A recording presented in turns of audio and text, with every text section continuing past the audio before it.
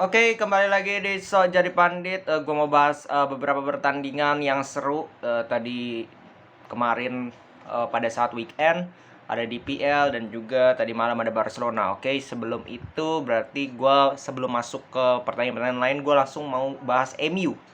MU berhadapan dengan Arsenal main di Emirates Stadium. Kita tahu semua bahwa pertandingan ini bisa dikatakan pertandingan penentu siapa yang akan menjadi kompetitor bagi Spurs untuk masuk ke empat besar untuk ke zona Champions League. Dan MU serta Arsenal itu sangat butuh poin ini. Main di Emirates di kandang Arsenal. Kita tahu di Old Trafford mereka Manchester United bisa mengalahkan Arsenal dengan skor 3-2. Dan sekarang mereka justru away ke Arsenal dan skor akhirnya adalah 3-1 untuk kemenangan Arsenal. Tapi yang gue mau bahas bukan skornya, bukan siapa yang mencetak gol, but the gameplay. Kalau kita lihat dari starting line up, Arsenal praktis sama seperti pada saat mereka mengalahkan Chelsea luar biasa 4-2. Ya Elneny, Xhaka, terus ada Emil Smith-Rowe, Odegaard, Saka, dan Nketiah di depan. Di belakang praktis sama seperti pada saat mereka mengalahkan Chelsea.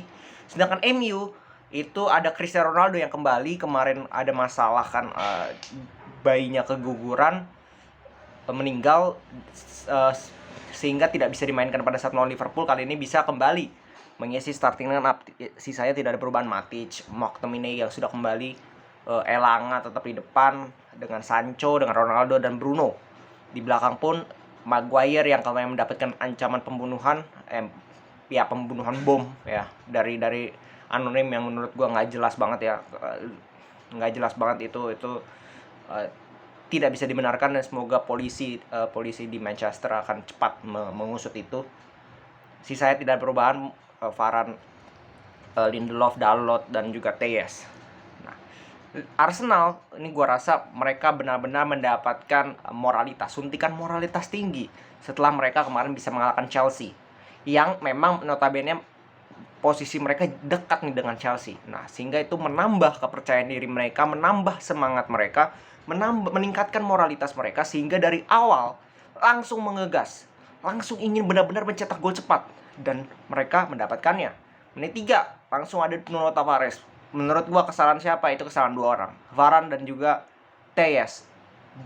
Bola dari Xhaka itu gak keras pertama, dan itu bener-bener harusnya bisa didapat. Varane miss, dia clearance-nya miss. Tejes orang terakhir yang tidak boleh harusnya miss juga. Akhirnya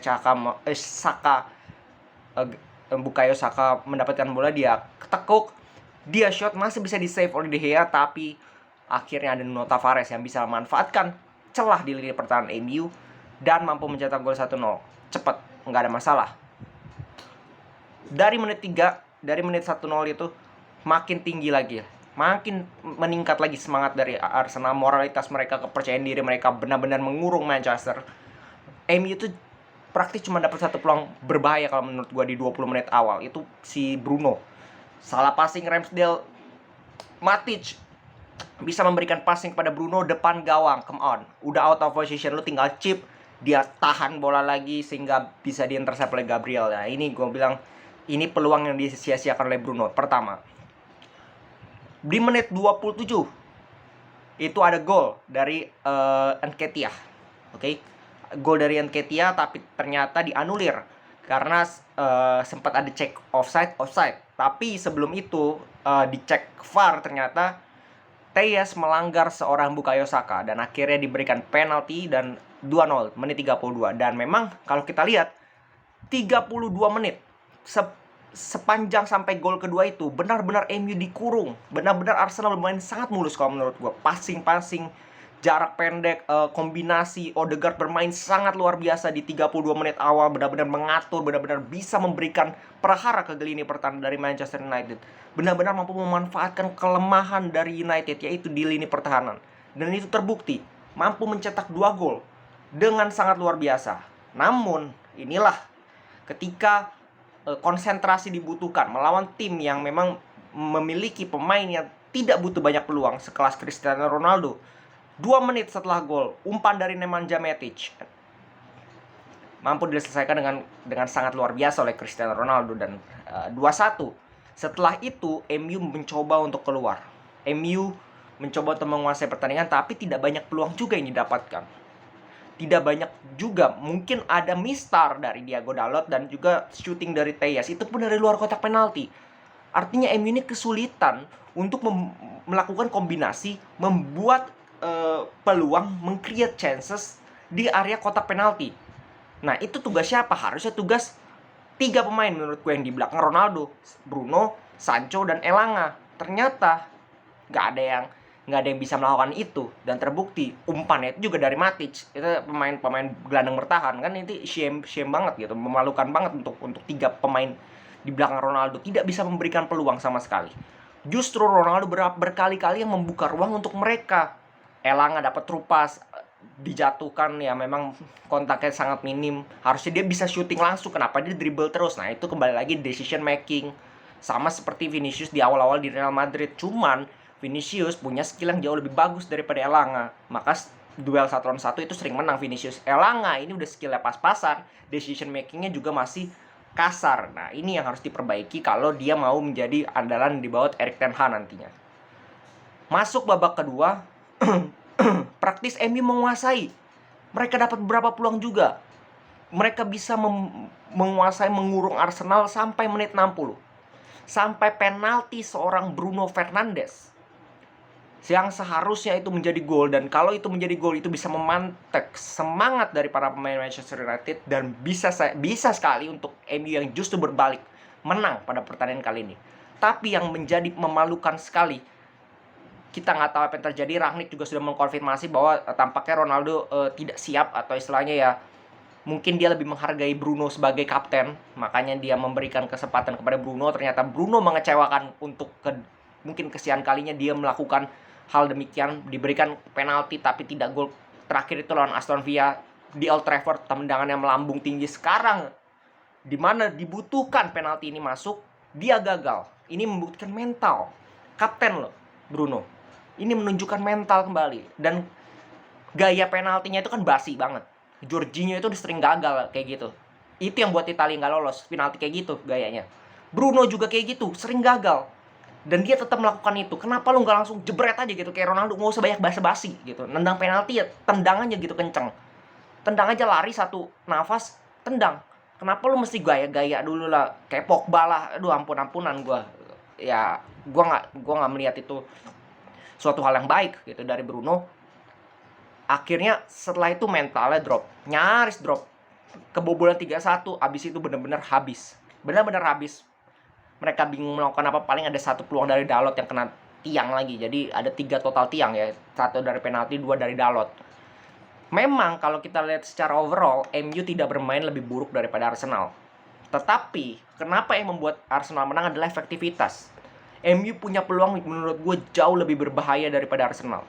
Tetapi mereka tidak efektif. Mereka tidak bisa mencetak gol. Itu yang gue permasalahkan. Dan gue berkali-kali bilang bahwa yang memenangkan pertandingan bukan menguasai pertandingan doang, tapi lo harus efektif. Lo harus memanfaatkan peluang sekecil apapun untuk bisa mencetak gol. Dan kalau itu tidak bisa dilakukan MU ya, lo nggak bisa menang. Sesimpel itu, dan terbukti Arsenal jauh lebih efektif. Nah, ini yang menjadi problem dari MU di musim ini. Mereka tanpa Maguire masih lawak gitu. Dan kali ini yang lawak adalah Tejas dan juga Varane. Nanti bisa di pertandingan lain siapa yang lawak. Dan kali ini juga Bruno juga menunjukkan performa yang sangat jelek, dan musim ini juga jelek gitu. Bukan hanya pertandingan kali ini. Jadi Bruno pun harus ngaca gitu. Dan McTominay kalau lihat setelah press conference, dia juga bilang bahwa kalau lu ke ruang ganti pemain MU, yang bisa lu lihat adalah pemain itu ngaca diri mereka sendiri gitu. Mereka layak apa enggak bermain di Manchester United. Dan itu suatu sindiran juga untuk para pemain MU yang menurut gue setengah lebih nggak layak main di MU. Dan itu sudah gue bahas di video Erik ten Hag kemarin. Oke, jadi ini sekali lagi memupus harapan MU untuk masuk 4 besar. Gua yakin 100% nggak bakal dilepas lagi untuk Arsenal. Kalau nggak Spurs. MU itu udah jauh lah. Terus pertandingan lain, Leicester seri 0-0, City bantai Watford, nggak ada yang menarik, 3-5-1 ya. Ini menjadi modal yang luar biasa juga nanti lawan Madrid. Terus Norwich 3-0 Newcastle ini luar biasa loh. Mereka sekarang peringkat 9 loh. Kemarin itu mereka peringkat degradasi, sekarang peringkat 9. Luar biasa ini. Gara-gara paruh musim ya mereka mendatangkan beberapa pemain. Terus Brentford Tottenham imbang 0-0. Tottenham kembali lagi kehilangan poin, kemarin kalah lawan Brighton. Kali ini seri lawan Brentford dan mereka melesakkan, ya kalau nggak salah itu Kane, Son, Kulusevski itu benar-benar bapuk ya 2 pertandingan kali ini, nggak ada shot on target kalau nggak salah. Jadi Spurs juga masih tergoyah-goyah, masih ada saingannya dengan Arsenal. Menurut gua akan semakin seru sampai akhir musim. 2 tim ini doang ya. Terus besoknya kemarin malam Chelsea 1-0 West Ham menang menit-menit terakhir ya, luar biasa. Memang mental Chelsea itu kembali terbukti. Liverpool menang 2-0 di babak pertama. Memang kesulitan Liverpool, counter Everton memang beberapa kali bisa merepotkan ya. Tapi kembali lagi Liverpool punya pemain seperti Salah, Luis Diaz, bahkan Divock Origi yang nyetak gol loh di menit 85. Jadi kembali lagi Liverpool menunjukkan bahwa mereka punya fighting spirit, mereka berjuang sampai akhir. Bahkan Everton tuh berapa kali mainnya kasar, mainnya mengulur waktu, tapi tetap Liverpool bermain dengan intensitas tinggi. Mereka tahu mereka butuh menang untuk bisa menempel terus City. Nah, mereka buktikan itu. Kembali lagi mental lah, luar biasa. Dan memang 2 tim ini menurut gua, City dan Liverpool, ini menjadi penguasa Liga Inggris for sure.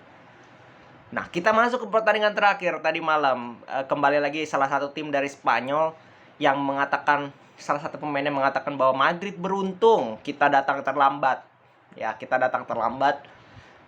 Ya, memang gue bisa katakan Madrid sangat beruntung. Madrid sangat beruntung mereka datang terlambat. Kalau mereka datang lebih cepat, mereka justru bisa, Madrid bisa justru akan lebih sulit meraih gelar La Liga. Mereka datang, Madrid justru lebih mudah, dan terbukti kembali mereka kalah 3 kali berturut-turut kalah di kandang lawan Eintracht Frankfurt, kemarin lawan siapa? Lawan Cadiz, kali ini lawan Rayo Vallecano. Menguasai pertandingan for sure. Vallecano ini aduh 2 kali kalah lawan Madrid, jadi nggak ada hebat-hebatnya. Barcelona 71%, 18 shot, 7 off target, 5 on target. Ada di gol dianulir offside. Dan ada beberapa fans dari Barcelona yang kembali lagi bilang, oh Barcelona tidak diuntungkan wasit, harusnya dapat penalti, bla bla bla bla. Yang menurut gue bullshit. Kalau lihat penaltinya itu body charge, itu yang pertama. Ya wasit itu udah ada VAR, jadi nggak usah banyak protes. Lu tuh udah dikasih 11 menit pertambahan waktu, nggak bisa nyetak gol, terus lu mau salahin wasit, lu salahin pemain depan lu tuh mandul gitu loh. Jadi kembali lagi membuktikan, dan gua akan selalu ingat tweetnya Pique, we are back. Tweetnya press conference-nya Dani Alves bilang Madrid beruntung kami datang terlambat. Xavi bilang bahwa kita akan terus main cantik. Ini akan gue inget terus, dan ketika mereka kehilangan poin, gue akan hajar mereka dengan ini. Jadi siap-siap aja Barcelona dan Madrid cuma butuh 1 poin lawan Spanyol untuk memastikan juara. Jadi gue gak bakal dilepas lagi. Ya Barcelona praktis puasa gelar musim ini, dan ya kita akan lihat musim depan seperti apa. Oke, segitu dulu dari gue. Salam sepak bola.